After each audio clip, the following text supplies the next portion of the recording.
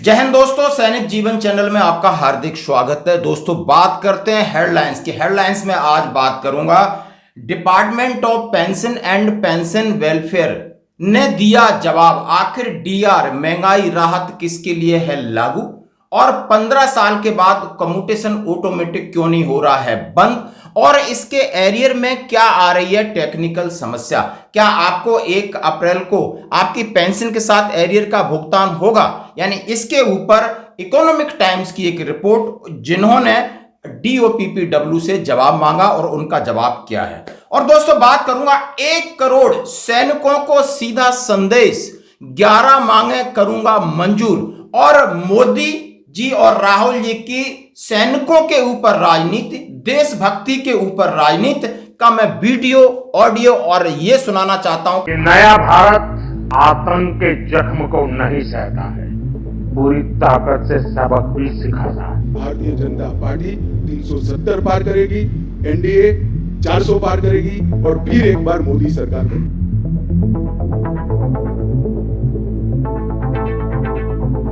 आखिर 1 करोड़ सैनिकों का कैसे होगा भला, क्या इन्होंने करी है घोषणा। जबरदस्त दोनों खबरें। सबसे पहले मैं बात करता हूं अपने सभी पेंशन भोगियों के लिए, चाहे वो केंद्रीय कर्मचारी, रेलवे के हैं, पोस्ट ऑफिस के हैं, या अर्धसैनिक बल हैं, या हमारे सेना के हमारे भाई हैं। दोस्तों उन्होंने लिखा है इकोनॉमिक टाइम्स, केंद्र सरकार के पेंशन भोगियों के लिए महंगाई राहत 4% से 50% तक बढ़ी। कौन पात्र है, उन्हें यह सब कैसे मिलेगा, सरकार दे जवाब।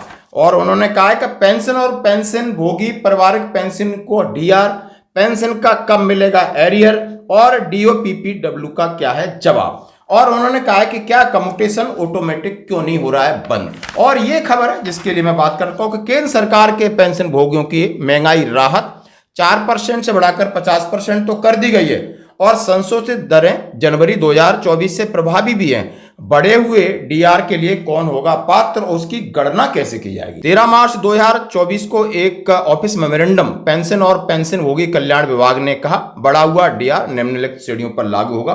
केंद्र सरकार सहित नागरिक केंद्र सरकार के पेंशन भोगी उनके लिए होगा। और उन्होंने कहा है कि यदि किसी की 15 साल में कम्यूटेशन की अवधि खत्म हो गई तो ऑटोमेटिक रिस्टोर होगा, और उसके ऊपर यदि आपकी पेंशन बढ़ रही तो उसके ऊपर भी डीए मिलेगा। ऐसा नहीं है कि आपका, लेकिन सिर्फ इसमें यह है कि जब आपका कम्यूटेशन बंद होता है तो आपका जो पोर्शन है वो इनकम टैक्स के रूप में काटा जा रहा है। उसके लिए घबराने की जरूरत नहीं है। सीधा सीधा क्या गया, सशस्त्र बल यानी आर्मड फोर्सेस, पेंशन भोगियों, पारिवारिक पेंशन, नागरिक पेंशन, पारिवारिक पेंशन भोगियों, रक्षा सेवा, सभी के लिए ये पेंशन डीआर आपका लागू है। रेलवे पेंशन भोगी, पारिवारिक पेंशन, ये सारी चीज कही है। यदि कोई बंदा, यदि कोई जवान रीसेटल दोबारा जॉब कर रहा है तो उसके संबंध में उनका नियम 2021 के नियम 52 और विभाग का ऑफिस मेमोरेंडम संख्या 4573 के निहित प्रावधानों के अनुसार विनियमित किया गया है।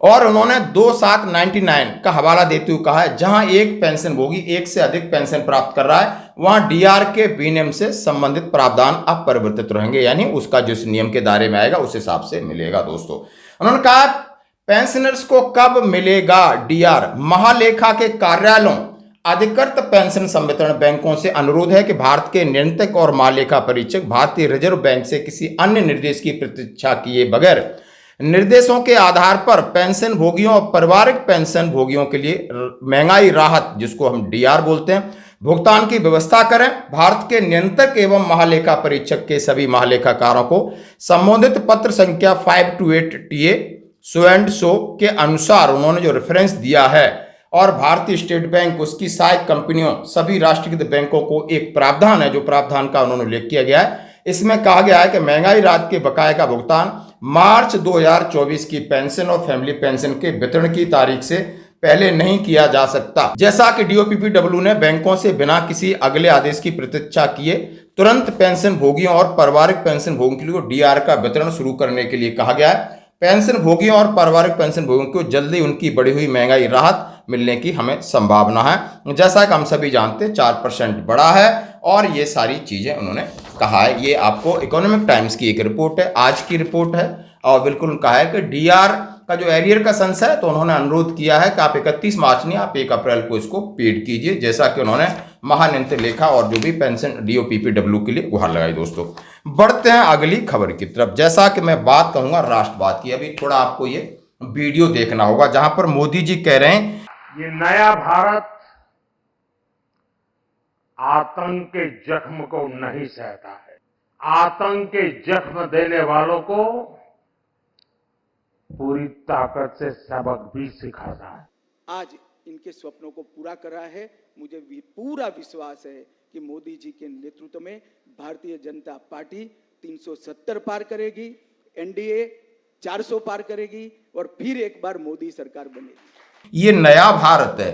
अब भारत को जो भी आतंकवाद का जख्म देगा ना, तो ऐसा जवाब दूंगा, उसको तो जवाब मिलेगा ही मिलेगा, उसको तो नेस्ता नाबूद करूंगा, लेकिन पूरे विश्व को यह मैसेज जाएगा कि भारत से अब पंगा नहीं लेना है। और उन्होंने कहा है, उनके गृह मंत्री ने कहा है, अब की बार 400 पार, बीजेपी 370 पार करेगी और एनडीए 400 पार, और उसके बाद हम चाहे जवान हो चाहे किसान हो, सबका करेंगे बेड़ा पार। जरा इनकी भी बात सुनिए। अब आते हैं असली बात पर। 1 करोड़ सैनिकों को सीधा संदेश और कहा गया है कि सैनिकों अब हम आपके साथ हैं। और बिल्कुल जय जवान आपने यात्रा आपने देखी होगी राहुल गांधी जी की, उन्होंने सीधा सीधा कहा है कि मोदी जी राष्ट्रवाद की बात करते हैं, आतंकियों को कैसे भारत, सब उन्होंने कहा है, लेकिन मोदी सरकार के झूठे राष्ट्रवाद का पर्दाफाश, अग्निवीर योजना करूंगा बंद, और जो भी अग्निवीर हैं वो होंगे परमानेंट, और 1.5 लाख जो पेंडिंग भर्ती हो, जो उनका ज्वाइनिंग लेटर इशू चुका है, उनको करूंगा, उनको दूंगा नौकरी, और मैं पूरी आरओपी दूंगा, यानी 1 रैंक 1 पेंशन उनको पूर्ण मिलेगी। जेएसयू जवान के साथ जो विसंगति हुई है, जो अनदेखी हुई है, जो लापरवाही हुई है, जानबूझ के साजिश हुई है, उसका करूंगा निवारण और निराकरण, उनको पूरी ओआरओपी दूंगा, अधूरी नहीं। उन्होंने इक्वल एमएसपी की बात की। मिलिट्री सर्विस पे का असली हकदार जेएसयू जवान है, उनको भी एमएसपी का पूरा हक दूंगा, ये उन्होंने अपने एजेंडे में शामिल किया है। और ये राहुल गांधी प्रियंका गांधी की तरफ से ये मैसेज आप सुन सकते हो पहली बार। एनएफयू की बात की, नॉन फंक्शनल अपग्रेडेशन, जो हमारे सेना के अधिकारियों के लिए होता है। और पूर्व सैनिकों को रोजगार की बात की, उन्होंने कहा है 7.7 लाख जो कि वैकेंसी मैं उनकी भर्ती करूंगा, पूर्व सैनिकों को रोजगार दूंगा। और उन्होंने कहा है जो डिसेबिलिटी पेंशन के नियमों में कुठाराघात किया है और इस तरीके की उन्होंने एक इनफेरियर रिलीफ बनाई है, मैं उसका विरोध करके डिसेबिलिटी पेंशन के साथ जवानों के साथ न्याय करूंगा। और सबसे बड़ी बात कही, मैं एक्स सर्विसमैन आयोग बनाऊंगा, ये बहुत बड़ी मांग है। शायद एक्स सर्विसमैन यदि आयोग बन जाता है तो हमारा एक सिस्टम, एक विभाग होगा जहां पर हम अपनी बातें आराम से रख सकते हैं। और यदि ये एक्स सर्विसमैन आयोग बनेगा, इसमें यदि जवान और जेएसयू की सहभागिता होती तो आप समझ लीजिए हम कहीं ना कहीं अपने उज्जवल भविष्य की कामना कर सकते हो। और सबसे बड़ी बात कही है, इसका उदाहरण मैं दे रहा हूं। उन्होंने कहा कि मैंने फतेहपुर सीकरी से नायक रामनाथ सिकरवार को टिकट दिया, जो एमई से हैं, शायद एमई से हैं, और एक जवान है।